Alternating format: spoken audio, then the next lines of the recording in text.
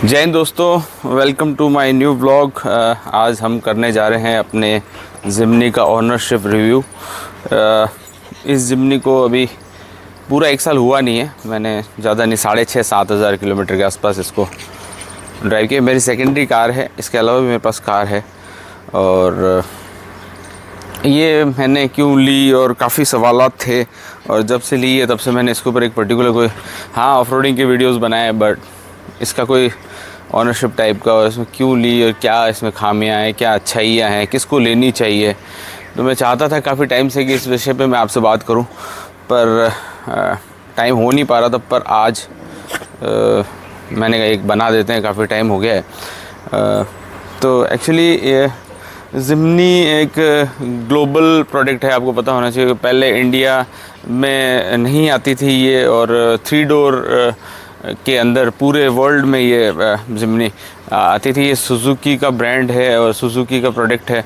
Suzuki Japanese आपको पता है कंपनी है, और उसका एक प्रोडक्ट है। मैन्युफैक्चर इंडिया में होती थी और एक्सपोर्ट बाहर होती थी ये, बट इंडिया में ये नहीं आती थी। पर फिर बाद में 2023 के अंदर इंडिया में इसको लॉन्च किया गया, और अपने यहाँ पे इंडिया में फ़र्स्ट टाइम ये 5 डोर में लॉन्च हुई थी। बाकी किसी कंट्री में ये 5 डोर में नहीं आती थी। फ़र्स्ट टाइम अपने इंडिया में ही ये 5 डोर में लॉन्च की, क्योंकि इंडिया के लोगों की ज़रूरतें समझते हुए मारुति को पता है मारुति कितने साल से लीड कर रहा है इस देश में। उसके आपको पता है सेल फिगर कितना ज़बरदस्त है। तो इस वजह से फिर उन्होंने ये प्रोडक्ट इंडिया में लॉन्च किया 2023 में। जब मेरा लेने का क्या था कि जब ये आई नहीं थी तब भी मैं इसको मतलब फॉलो करता था। मैं इसके काफ़ी चैनल्स भी देखा करता था, क्योंकि मुझे इसकी ऑफ रोडिंग कैपेबिलिटी बहुत ज़बरदस्त लगती थी। और जब मैं ये हमेशा करता था कि जब भी इंडिया में आएगी मैं 100% इसको लूँगा। और जैसे ही इंडिया में आई, हमारे खुशी के ठिकाने नहीं रहे, हम भागे और फटाफट इसको बुक किया। तो फिर धीरे धीरे काफ़ी टाइम तक तो इसका प्राइस रिवील नहीं हुआ। फिर जब प्राइस रिवील हुआ तो आपको पता होना है कि मैं फ़ौज में था, तो प्राइस रिवील हुआ तो प्राइस वो CSD में नहीं था। तो CSD में नहीं था तो फिर थोड़ा सा और डिसअपॉइंट हो गया मैं कि यार CSD में नहीं है, लाख सवा लाख बचता है। तो हमेशा हर आदमी इंडियन है अपन, तो अब हर चीज़ में अपना फ़ायदा या फिर थोड़ा बहुत चाहते हैं कि यार वो चीज़ बचे। तो फिर हमने सोचा कि यार थोड़ा दिन वेट करते हैं, ये 100% CSD में आएगी तब हम इसे लेंगे। लोगों ने काफ़ी, मैंने YouTube पे भी देखा कि ओवर प्राइस है ये प्राइस से मुझे कोई लेना नहीं था। मेरे को सिर्फ ये चाहिए था कि ये CSD में आ जाए तो मेरे बजट में आ जाएगी, और जो कोई इशू भी नहीं था, मैं ले लूँगा। तो जब प्राइस का मैं इसलिए बोल रहा हूँ क्योंकि मुझे ऐसा लगता है क्योंकि थार का इसका जो हमारे यहाँ पे जोधपुर में जो ऑन रोड प्राइस है वो 15 लाख से 15.5 लाख रुपए है। तो और थार का जो है वो 20 लाख रुपए। तो और RWD जो रियल व्हील ड्राइव है उसका प्राइस है ऑन रोड करीबन 15 लाख रुपए से 16 लाख रुपए। तो उसमें डिफरेंस हो गया 4 लाख रुपए का। तो जब रियल व्हील ड्राइव और 4 व्हील ड्राइव के बीच में मतलब कि 4 लाख रुपए का गैप है, मतलब 4x4 के लिए आप 4 लाख रुपए एक्स्ट्रा पे करते हैं, तो इसमें क्यों नहीं कर सकते? जब अगर 4x2 अगर ये वर्जन 11 लाख में आता तो क्या महंगा था? नहीं था ना। तो इस वजह से मुझे नहीं लगता कि ये महंगी थी, बट लोगों ने इस तरीके से गणित लगाई नहीं जैसे मैं लगा रहा हूँ। पर हाँ मतलब ठीक है, जो भी इन लोगों ने समझा कि भाई ये महंगी है, इस वजह से जितनी बुकिंग्स हुई, जिस लेवल पे बुकिंग हुई, उतनी ही लेवल पे ये बुकिंगें कैंसिल हुई। लोगों ने इसको बिल्कुल नकार दिया कि नहीं, हमें इस तरीके की गाड़ी नहीं चाहिए, इतनी छोटी है, ये है वो है, बुराइयां करने लग गए कि ये नहीं है। बस इसकी कैपेबिलिटी को किसी ने जज नहीं किया। फिर इसकी छोटे लुक को और लुक्स को और इनके ऊपर बातें आने लग गई। तो लोगों ने काफ़ी इसको मतलब अवॉइड किया, लोगों ने पसंद नहीं किया, इस रेट में नहीं चाहिए लोगों को। पर फिर आया 2023 का दिसंबर में जैसे ही आया तो एक फ़ोन आता है मेरे पास, क्योंकि मैंने नया गाड़ी बुक कर लिया था। मैंने कहा अभी फिर ठीक है छोड़ो, क्योंकि मुझे एक ऊंची गाड़ी चाहिए थी XUV टाइप। तो काफ़ी टाइम से तो मैं सोच रहा था कि अभी छोड़ो, अभी कोई बात नहीं, आगे बढ़ते हैं। ये CSD में नहीं आएगी, अपने बस की है नहीं, और अपन दूसरी जगह जाते हैं। क्योंकि फिर लोगों के साथ रह रहे कि मेरी भी वो एक साइकोलॉजी चेंज होने लगी कि भाई 17 लाख तो उसके दे रहा है और टॉप मॉडल के, या 15 लाख रुपए 15.5 लाख में तो इसका ये बेस मॉडल लेगा, इससे अच्छा तो ये ले ले वो ले ले। मतलब काफ़ी चीज़ें होने लगी डिस्कशन। फिर दिसंबर के अंदर एक ऑफ़र आता है कि 2 लाख रुपए का डिस्काउंट ज़िमनी पे किया गया, तो मैं बहुत खुश हुआ। मैंने कहा ये हो गया बस काम अपना, अपने 2 लाख रुपए बच जाएंगे। CSD में भी 1-1.5 लाख रुपए बचता, तो यहाँ से ही हो जाएगा। तो मैं फटाफट शोरूम पहुँचा। तो जो मेरा सर्विस मैनेजर था उसने जो जिनसे मेरे पास बलिनो भी है नेक्सा की, तो उससे मैंने कॉल किया तो बोला सर आप आ जाओ। तो मैं जैसे ही वहाँ पहुँचा तो उन्होंने फटाक से मेरे को एक चीज़ और बताई कि सर आप CSD में भी ये आ गई है, आज ही आई है। मैंने कहा और ही बढ़िया हो गया, तो 1 लाख वो भी, तो 2 और 1 3। मैंने कहा चलो 3 लाख रुपए का डिस्काउंट हो गया। और फिर हम तो हैं जोधपुरी, तो आपको पता है बार्गेन करना तो हमारा भाई जन्म से अधिकार है, तो हमने फिर बार्गेन भी करी। फिर इन्होंने कलर के लिए बोला, तो मैं कहा वाइट कलर मुझे चाहिए, तो वाइट कलर भी मिल गया। जो चाह रहा था वो सब होता जा रहा था, डिस्काउंट मांग रहा था वो भी दे रहे थे वो लोग। तो मैं कहा चलो। फिर जब चीज़ होती रही तो मुझे करीबन 3.5 से 3.25 लाख रुपए के आसपास इस गाड़ी पे डिस्काउंट मिला। तो आप ये मोटा मोटा मान के चलो, ये गाड़ी मुझे 11.5 से 12 लाख के अंदर on road with tyre wire सब चेंज करा के 12 लाख के आसपास ये मेरे को पड़ गई ऑन रोड। तब जब मुझे 12 लाख में पड़ी तो मैंने कहा ये तो बिल्कुल ही मतलब जो होता है अच्छे के लिए होता है। उस समय मुझे वो CSD आ जाती तो मैं उस समय ले लेता, 14 लाख में पड़ती तो, और या क्या नाम है, थोड़े वेट नहीं करता ये चीज़ें। तो वेट आप जो भी चीज़ करते हैं दुनिया में, हमेशा मेरे को एक चीज़ लगता है कि आपको जो चीज़ अच्छी होनी है ना वही चीज़ होती है। अगर आपको कुछ पैर में ठोकर भी लगी है तो वो आगे जाके आपको शायद भगवान चाहता है कि कुछ ना कुछ अच्छा ही हो, तो अच्छा ही किया भगवान ने। मेरे को 4 लाख 3.5 लाख रुपए के आसपास पूरा डिस्काउंट मिल गया, और मुझे जो गाड़ी मुझे चाहिए थी वो ही मुझे मिल गई। मैं ऊपर वाले मन से दूसरी ले भी लेता, फिर मेरे मन वो का वही रहता जैसे पहले हुआ है गाड़ियाँ लेने में, फिर दिमाग करता है यार ये नहीं थी वो ही लेनी थी। तो जो चाहिए थी वो मुझे मिल गई और मैं बहुत ज़्यादा खुश हूँ। मैं बता रहा हूँ, मतलब एक तरीके से जो मुझे चाहिए था वो मेरे पास है, बस यही था। और इस गाड़ी को तकरीबन 7,000 किलोमीटर के आसपास मैंने चला लिया है, और इससे मैंने लंबी राइड भी करी है, ऑफ रोडिंग भी करी है, हर तरीके की राइड में मैंने इसको शामिल किया है। और मेरा तो फार्म, मेरे घर से फार्म 8 किलोमीटर है, पूरा ऑफ रोडिंग पेच है, पूरा ऑफ रोडिंग पेच है। भले अंदर से आऊँ, अंदर वाले रास्ते होता है जो ऑफ रोडिंग है पूरा, बाहर से आऊँगा तो पानी का पूरा रिवर ही है वो, तो रिवर के अंदर से आता हूँ। तो मैंने इसकी कैपेबिलिटी पूरी जज कर रखी है बॉस, ये बहुत ही ज़बरदस्त गाड़ी है। अगर आप एक ऐसी जगह पे रहते हैं जहाँ पे बहुत ज़्यादा नैरो वाले रास्ते हैं, और नो मत करो नैनो, और अगर बहुत कंजेस्टेड गलियां हैं, उन गलियों के लिए बहुत ज़बरदस्त गाड़ी, बहुत छोटी कॉम्पैक्ट गाड़ी है, कहीं भी घुस जाती है।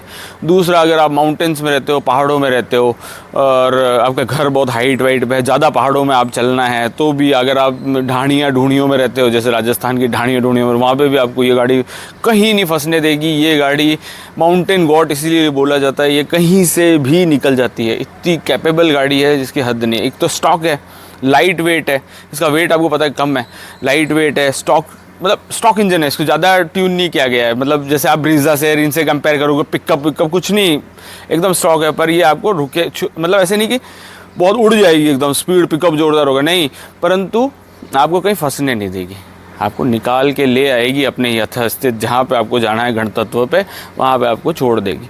तो इस वजह से मुझे ये बहुत पसंद है।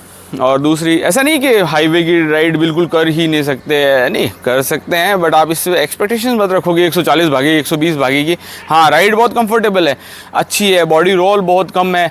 हाँ, जब आप इसमें जाते हो, क्योंकि इसके जो सस्पेंशन है वो स्टिफ है थोड़ा, तो उस वजह से क्या ऑफ रोडिंग के हिसाब से ही ट्यून करी हुई है, तो इस वजह से तो आपको बॉडी रोल भी वो मज़ेदार वाला आएगा, वो एक तंग करने वाला टाइप नहीं आएगा, अच्छा आपको मज़ा आएगा, फील आएगा कि आप एक ऊंची गाड़ी में बैठे हो टाइप का फील देती है गाड़ी है।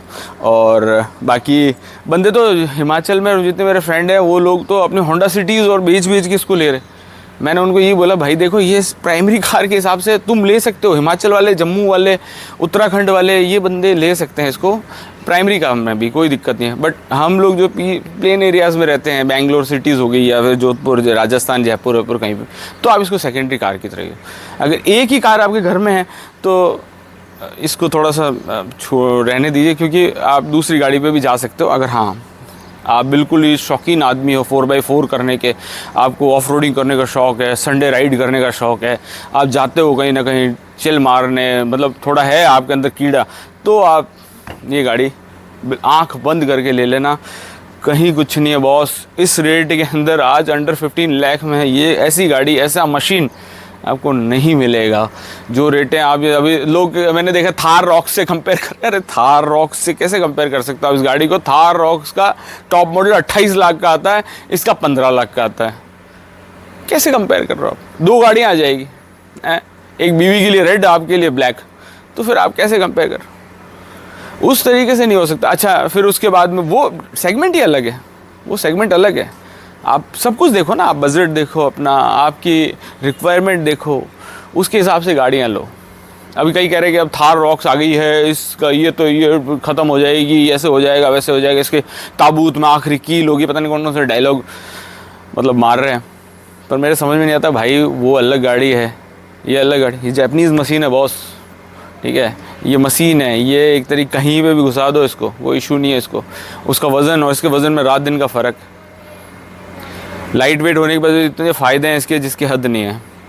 अभी हम एक ऑफ रोडिंग करके आए थे, आपको देख रहे होंगे, मैं आपको सीन दिखाऊंगा उसका। इतनी सी जगह थी मतलब बिल्कुल, जिसमें से एक एज टू एज, और उसमें से हम लोगों ने इस जिम्नी को तकरीबन स्लाइड भी होगी तो 45 to 50 डिग्री का था एंगल, और हमने फिर भी उस स्लाइड में से एकदम एज टू एज में से निकल के चली गई गाड़ी। अगर थार होती या कोई भी गाड़ी होती तो हल्की हल्की मोशन करती और टकरा सकती थी। तो कई चीज़ें हैं, तो अब किसी से अब कंपेयर करना। और हाँ, बिल्ड क्वालिटी, 6 एयर बैग है इसके अंदर, और बिल्ड क्वालिटी मारुति वाली मत समझना, इसको बहुत ज़बरदस्त बिल्ड है। अभी आपने रिसेंटली एक वीडियो भी देखा होगा, ऑफ रोडिंग में गाड़ी पलट गई, 3 से 4 रोल मारे गाड़ी ने, और फिर भी बंदा उसको चला के साइड में लगा के आया, सिर्फ एक टायर फटा गाड़ी का, और ऊपर से और ग्लास तो फटना ही है क्योंकि बॉडी रोल हुई है तो ग्लास दबा है। बहुत ज़बरदस्त है बिल्ड। अभी तक इसकी NHP टेस्ट जो भी है, वो क्या रेटिंग आती है वो तो बाद की बातें हैं, पर हमारी तरफ से 5 स्टार रेटिंग में ही है, क्योंकि हमने तो देखा आज तक ऑफ रोडिंग में जो हम भी देखा है, बहुत अच्छा परफॉर्म कर रही है। और एक स्टॉक इंजन है, तो स्टॉक इंजन होने की वजह से फ़ायदे क्या है कि कोई भी मिस्त्री कहीं पे भी, पता है 1500 सीसी का स्टॉक इंजन है, जो सब में पहले जिप्सियों में आता था, वो का वही है, तो कोई भी मिस्त्री आपको पाना मार देगा, आपको फंसोगे नहीं तो बराबर ये कंप्यूटराइज है, वो है, यहाँ से लोड करो वहाँ करो, कोई दिक्कत नहीं है। इसका तो इंजन खोला, एक नॉर्मल मिस्त्री भी जो पुराने वाले मिस्त्री हैं, ठक से इसको रिपेयर करके आपको आगे चलता कर देंगे कि चलो भाई, आप फंसोगे नहीं पूरे को पूरे। और फ्रंट आपको पता ही है, फ्रंट सॉलिड एक्सेल में आती है ये, रैंगलर, एक गोरखा आती थी पहले, वो ये सब गाड़ियाँ ही फ्रंट सॉलिड एक्सेल में आती थी। बाकी आपको पता है थार बार किसी में नहीं है फ्रंट सॉलिड एक्सेल्स, तो ये भी एक मतलब इसका है। बस एक दो इसकी थोड़ा सा मुझे लगता है जो कि बंदों को भाई गाड़ी लेने से पहले सोचना चाहिए, वो ये है कि अगर आपकी यूजेस ऑफिस टू घर, घर टू ऑफिस, और मतलब आप एक ऐसी गाड़ी चाहिए जिसको एवरेज देती हो, तो ये गाड़ी मत लेना, क्योंकि ये आपका एवरेज, आपका गाड़ी कितना भी कर लो आप 12 से 13 एवरेज देती है, मुझे आज तक 12 से 13। और अगर आप एवरेज निकालना चाहते हो, निकालना इन द सेंस मतलब 70-80 की स्पीड में चल रहे हो और AC नहीं चल, मतलब जैसा भी, मतलब इस तरीके से एवरेज निकालना, और एक आप अपने मस्ती में चल रहे हो, तो मस्ती में चलोगे तो 12-13 का एवरेज देगी, और एवरेज निकाल दोगे तो 15 का भी दे देगी, 17 का भी दे देगी। ऐसा कोई है नहीं कि मतलब ये है कि एवरेज मतलब फिक्स है कि बस, हाँ एवरेज के पीछे नहीं जाने का इस गाड़ी में, क्योंकि अगर इसको कंपेयर करें फिर वही बात होगी, पेट्रोल इंजन से किसी से कंपेयर कर लो आप। अगर रगड़ 4x4 XVs में पेट्रोल इंजन में किसी से कर लो, थार साइज 7-8 का ही देती होगी सिटी में एवरेज, है ना, हाईवे पे 11 देती होगी पेट्रोल इंजन में। पर इस मामले में ये ठीक है, आपके हल्की सी जेब पे भारी पड़ने वाली है, पर ये आप तो सेकेंडरी कार की तरह यूज़ कर रहे हैं तो कोई दिक्कत है। और पहाड़ों में रहते तो एवरेज ऐसे ही कम आता है, तो उनको कोई दिक्कत आनी ही नहीं। तो आप इसके साथ बुल चिल मार सकते हो, एंजॉय कर सकते हो। देखिए इतना अच्छा ऑफ़र अभी नहीं मिलेगा आपको, 2 से 3 लाख रुपए बच रहे हैं, 12-13 लाख रुपए या 14 लाख में अगर आपको ऐसी गाड़ी मिल रही है ना बॉस, आंख बंद करके ले लो, अगर आपके अंदर ऑफ रोडिंग वाला कीड़ा है तो। नहीं तो आपके पैसे हैं, आपकी मर्ज़ी है, 20 लाख खर्च करो, 25 करो, 40 करो, भले वो क्या बोलते हैं, रैंगलर लो, डिफेंडर लो, उससे कुछ है ना, तो जैसा बजट होगा उस हिसाब से। पर एक नॉर्मल बंदा जो एक 1,70,80,000 रुपये की जॉब करता है और जिसको संडे राइड और ये ऑफिस की थकावट के बाद कुछ चिल करने का शौक़ है तो 100% आप इस गाड़ी पे जा सकते हो और लो मज़े करो, इन्जॉय करो इसके साथ में। आपको बहुत मज़े देने वाली है ये गाड़ी। होप है आपको ये वीडियो पसंद आया होगा, और आया है तो प्लीज़ लाइक करें, चैनल को सब्सक्राइब करें। और आने वाले टाइम पे भी हम बहुत ज़्यादा इसके साथ मस्ती करने वाले हैं, चिल करने वाले हैं, तो बने रहे हैं इसी तरह हमारे चैनल और हमारे साथ। आप लाइक कर दिया करें प्लीज़, थैंक यू। मुझे थोड़ा सपोर्ट लगता है, अच्छा लगता है। प्लीज़, जय हिंद, थैंक यू।